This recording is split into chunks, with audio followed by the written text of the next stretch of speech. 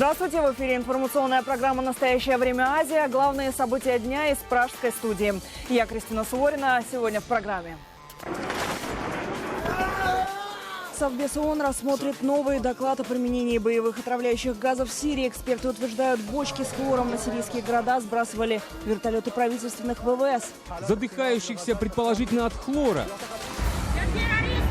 Няня-убийца из Узбекистана окончательно признала свою личную вину в убийстве 4-летней девочки в Москве. Ранее Гульчахра Бабакулова настаивала, что отрезать голову ребенку ей приказали высшие силы.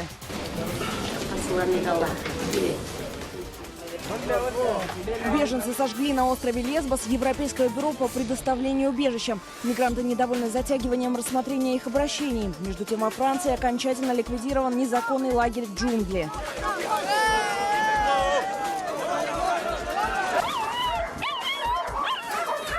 От голода в киевском приюте умирают 2500 собак и 400 котов. Из-за кризиса и войны финансирование прекратилось. Кинологи вынуждены кормить собак и кошек, как свиней, комбикормом.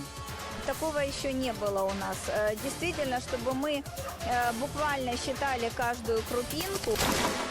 В ближайшую пятницу в Совет безопасности ООН поступит новый доклад о применении химического оружия и авиации армии Башара Асада против мирного населения провинции Идлиб.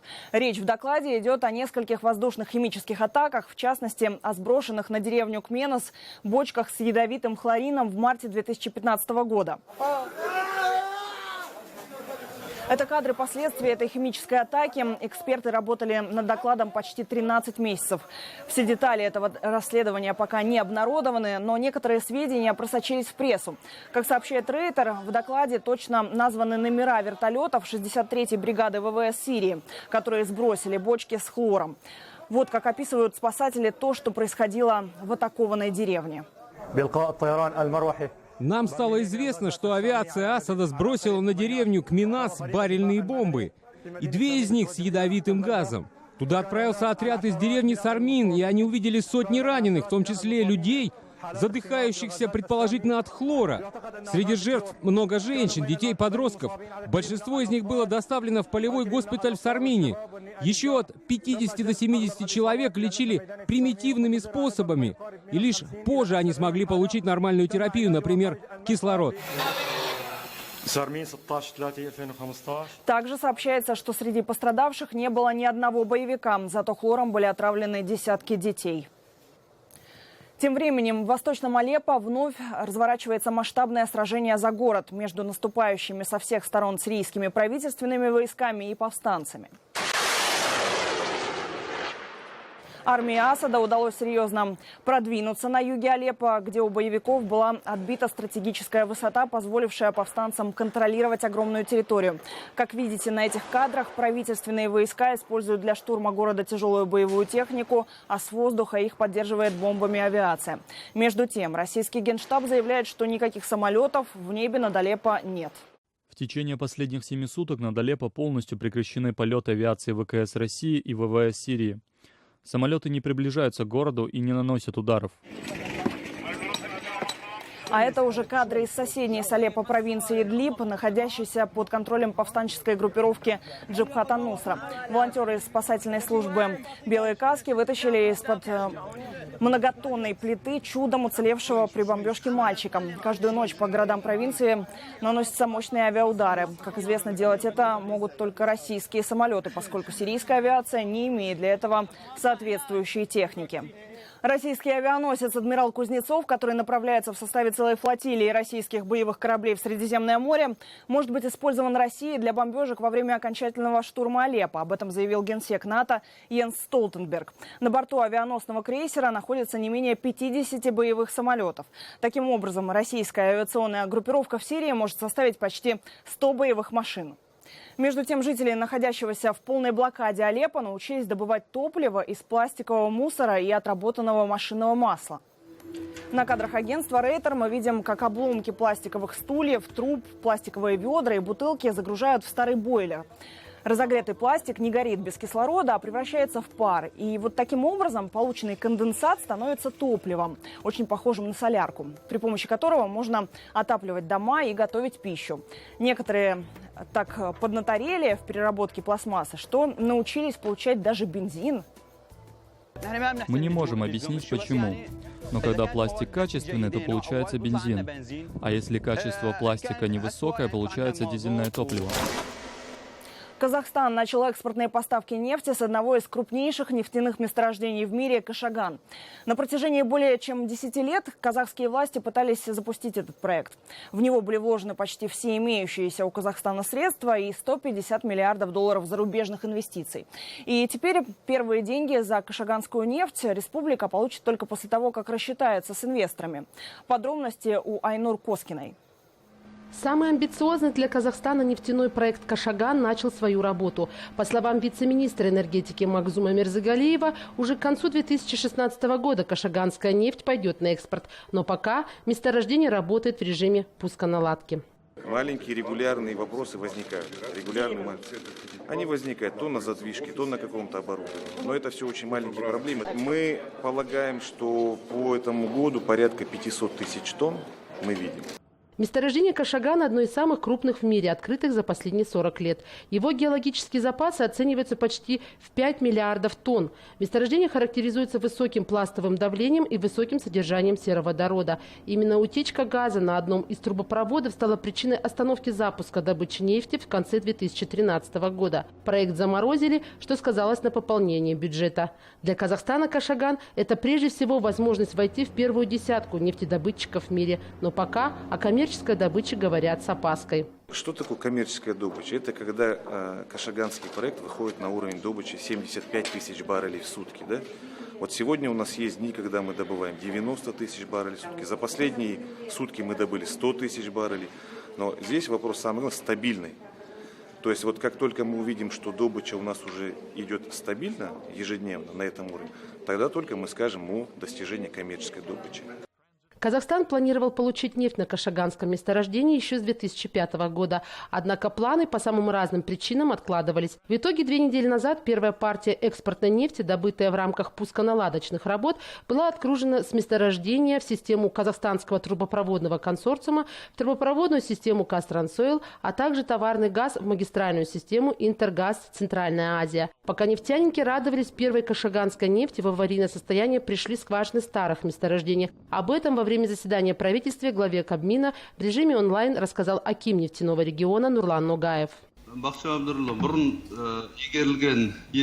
Абдирович, в разработанных ранее нефтяных месторождениях находятся скважины в аварийном состоянии. Сейчас там есть протечка масла. И в настоящее время в Атырауской области 180 таких скважин. Они находятся в бесконтрольном положении. На ваше имя я написал письмо и просил вашей поддержки. Прошу дать соответствующим государственным органам поручение. Это очень опасно. Если не примем меры сейчас, завтра будет поздно.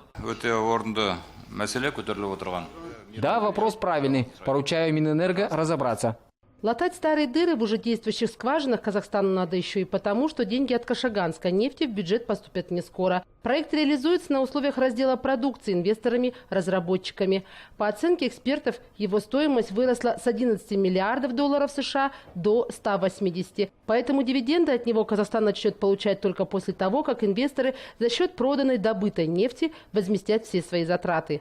Айнур Коскина, Ганизат Успанов. Настоящее время. Продолжение жуткой истории няни-убийцы из Узбекистана. В Москве начался суд над Гюльчихрой Бабакуловой, которая отрезала голову 4-летней девочки в минувшем феврале. Бабакулова полностью признала свою вину.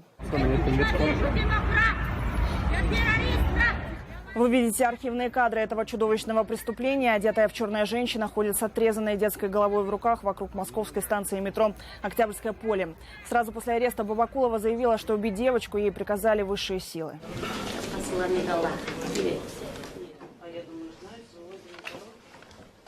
Следствие так и не установило связь убийцы ребенка с какой-либо террористической организацией. Зато было установлено, что Гюльчихра Бабакулова много лет страдает тяжелым психическим расстройством. После нескольких месяцев принудительного лечения в тюрьме Бабакулова предстала перед судом. Кыргызстан снова остался без правительства. Распалась коалиция парламентского большинства, а значит, по закону Кабмин прекращает свою работу. Накануне одна из фракций парламента отказалась поддержать конституционную реформу президента Атамбаева и объявила о решении выйти из парламентского альянса. О новом политическом кризисе в Кыргызстане в репортаже Жибек Бегалиевой. Попасть на интервью к лидеру социалистов в эти дни не так сложно. С тех пор, как партия Атамекен выступила против внесения изменений в Конституцию, у местных провластных и государственных СМИ ее депутаты в немилости, и времени на прием у Омирбека Текебаева в эти дни достаточно. Сегодня иметь собственное мнение, если оно отлично от президента, ты враг народа. Ты должен быть наказан, ты должен быть преследуем. Ты должен быть околовечен. Из-за того, что самая малочисленная в парламенте фракция не поддержала идею конституционной реформы, союз с ней пропрезидентская партия СДПК на днях расторгла. Бывших товарищей по парламентской коалиции правящая фракция обвинила в причастности к мародерствам в апреле 2010 года. Тогда, после государственного переворота, за одну ночь были разграблены и захвачены сотни компаний и магазинов. Об этом социал-демократы напомнили спустя почти 6 лет. Когда коалиция состоялась, это год назад было, тогда была другая ситуация. И таких фактов, как за последнее время, наверное, не было. Кроме того, считает Эмуркулов, социалисты должны были поддержать идею по внесению поправок в Конституцию. Несмотря на то, что после очередной смены власти в 2010 году документ принимался с условием никаких изменений и поправок в его тексте до 2020 года. Переписывать Конституцию раньше срока, по мнению Омирбека Текебаева, власти собираются только по одной причине. Усиливает правительство за счет парламента. Уменьшается контрольные функции парламента. Усиливает правительство вице-премьер-министра за счет местного самоуправления. Усиливается роль президента в формировании и в контроле за деятельностью судей через его аппарат. Таким образом, пострадает здесь судебная власть, парламент, местное самоуправление. Власть концентрируется в руках президента и премьер-министра. Пока в парламенте решают, кто войдет в новую коалицию, Кыргызстан живет без правительства. Прежние министры работают с приставкой ИО, никаких важных документов и решений Кабмин пока рассматривать не может. Однако в парламенте-то мало кого беспокоит, там новые коалиции разваливаются и создаются почти каждый год. Конечно, если мы хотим экономику поднимать, правительство не должно каждый год уходить в отставку. Это не приведет к такому системному развитию. Новый премьер станет уже 28-м по счету главой правительства республики. Перестановки в исполнительной власти, по словам лидеров фракции, на конституционную реформу никак не повлияют. Дюбек Багалиева, Азат Интумаков. Настоящее время. Бишкек, Кыргызстан. И смотрите далее в программе. Беженцы сожгли на острове Лесбос Европейское бюро по предоставлению убежища. Мигранты недовольны затягиванием рассмотрения их обращений. Между тем, во Франции окончательно ликвидирован незаконный лагерь «Джунгли».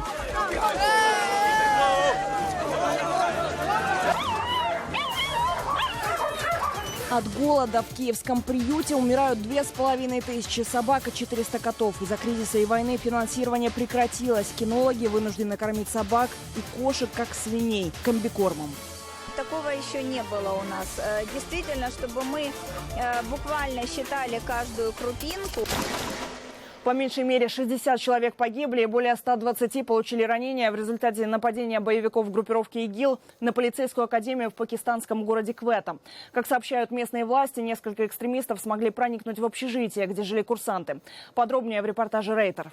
Группа вооруженных мужчин в ночь на вторник ворвалась на территорию полицейского училища в пакистанском городе Квета. Они прошли сквозь тренировочный центр в общежитие и открыли огонь по курсантам, многие из которых уже спали.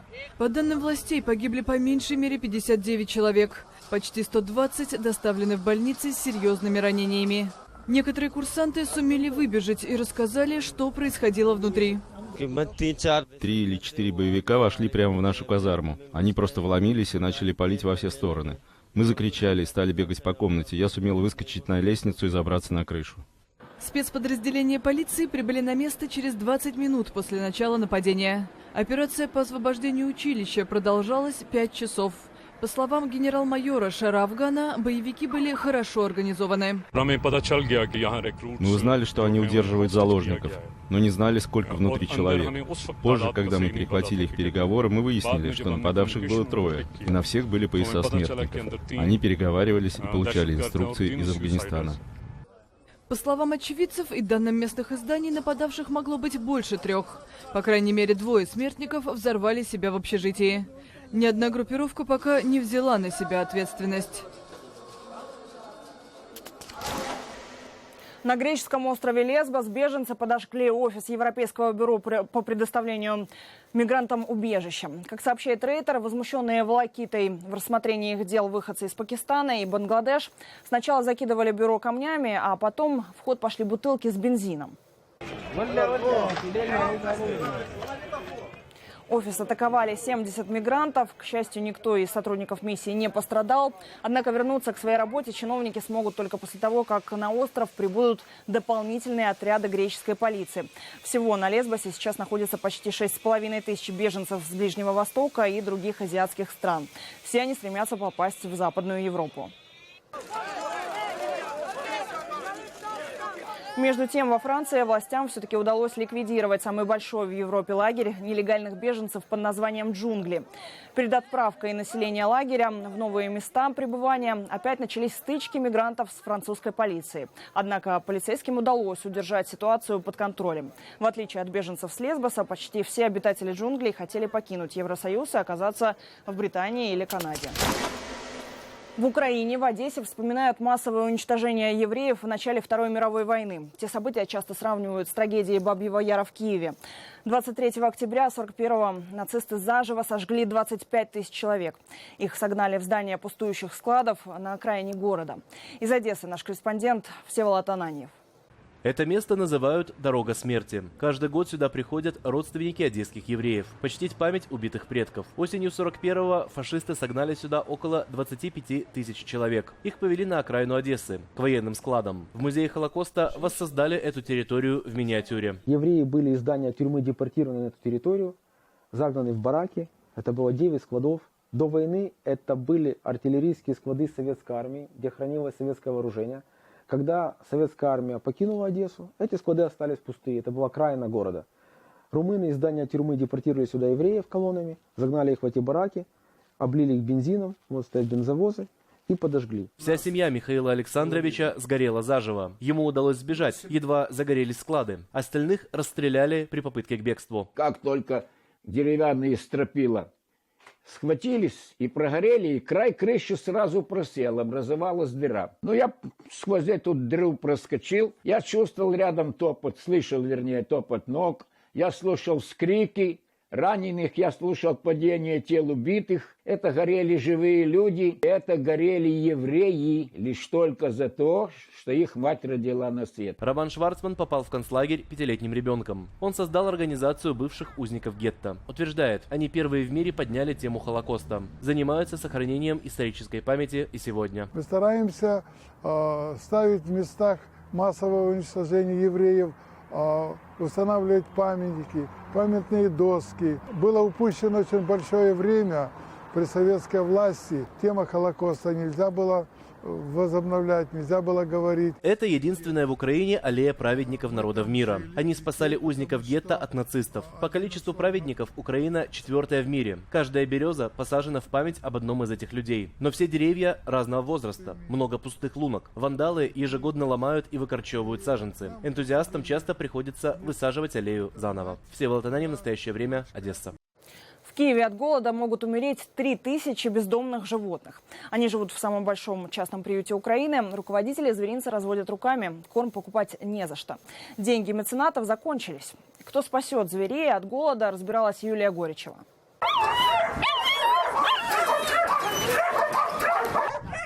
Вот этого маленького мальчика привезли сегодня в 11:30 ночи. Нашли в парке. Нет такого дня, чтобы в приют не привезли новичка, рассказывает управляющая зверинцем Лариса. Вольеров для животных уже не хватает. У нас живет 2500 где-то собак, около 400 котов. А еще кролики и козы. Но теснота не самая большая проблема приюта. Впервые за 16 лет существования зверинца здесь ломают голову, как прокормить такое количество животных. Финансирования нет. Корма покупать не за что. Месячное меню приюта стоит $14 тысяч. Волонтеры собрать такую сумму не в состоянии. Раньше у зверинца были постоянные меценаты, но из-за войны и кризиса, говорит собственница приюта, они просто отказались от благотворительности. Такого еще не было у нас. Действительно, чтобы мы буквально считали каждую крупинку. Раньше животным давали сухой корм, каши и мясо. Теперь это все деликатесы. Их заменили размоченным в бульоне комбикормом с кусочками хлеба. Комбикорм это же для свиней, птица, куры, гуси, там, утки. А у нас это едят сейчас собаки. И этой еды, утверждают, осталось максимум на пару дней. Помощи приют попросил у киевской власти, однако город и так раз в 3 месяца выделяет им около $2000. Зверинцу этого мало, но платить больше чиновники не готовы. Мы планировали профинансировать больше, но эту часть бюджетной программы на 2016 год сократили. Кризисное положение у нас. Что можем, мы и так выделяем. Как помочь самому голодающему приюту страны, советует глава Киевского общества защиты животных Ася Терпинская. Она тоже руководит приютом. Тут 1000 собак и кошек. И все сыты. Мы живем возле огромного мегаполиса. Сотни тысяч пищевых предприятий. У каждого есть какие-то отходы, какие-то продукты, которые им не нужны. Вчера, к примеру, ей позвонили с птицефабрики и предложили 3 тонны куриных лапок. Бесплатно. Когда я согласилась, она так обрадовалась, говорит, вы не поверите, я обзвонила все приюты. И все отказались. Сказали, переводите нам деньги на приватовскую карточку, а еды нам не надо. А мы взяли прекрасные лапки. И даже от крабовых палочек и селедки здесь не отказываются. Пицца, пельмени, вареники. То есть всем кормите собак? Ничего страшного? Конечно, это очень хорошо. Собаки получают разнообразное питание.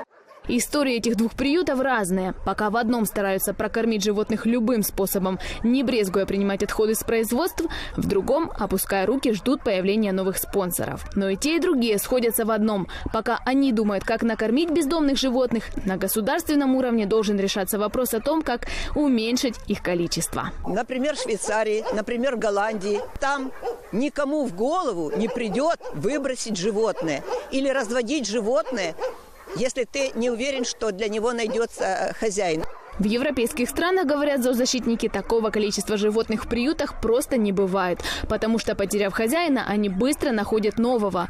В Украине животных из приютов забирают пока крайне редко. Юлия Горичева, Евгений Педин, Киевская область, программа «Настоящее время». Вместо пенсии – новая жизнь. Радио «Свобода» провело необычный эксперимент в Минске. 77-летнему мужчине предложили поработать официантом в кафе для вегетарианцев. Ненадолго, всего лишь на 2 часа. Антон Усович, в прошлом преподаватель физики, охотно согласился. В его возрасте в Беларуси практически невозможно найти работу. Журналисты хотели проверить, как жители Минска отреагируют на официанта в годах. А мне медальон из баклажанов, да? Да, медальон из баклажанов. Да. Что вы сказали? Чиа-пудинг. Журналистский эксперимент для пенсионера завершился постоянной работой. Пожилой официант так понравился посетителям, что владельцы кафе пригласили пожилого человека продолжить с ним сотрудничество. Новому человеку в таком оригинальном кафе довольно деликатное дело. Это первый опыт. Часто бывает, что первый блин комом. Пожилой человек, он не обязан угождать. Он обязан достойно, с ощущением собственного достоинства предложить свои услуги. Чем бы я смог быть вам полезен? Вам, дорогая молодежь, вам, дорогие женщины и так далее. Чтобы им было приятно обслуживание этого человека. И это были главные новости сегодняшнего дня. Читайте нас в социальных сетях и на сайте currenttime.tv. Мы встретимся с вами завтра в это же время. Всего доброго.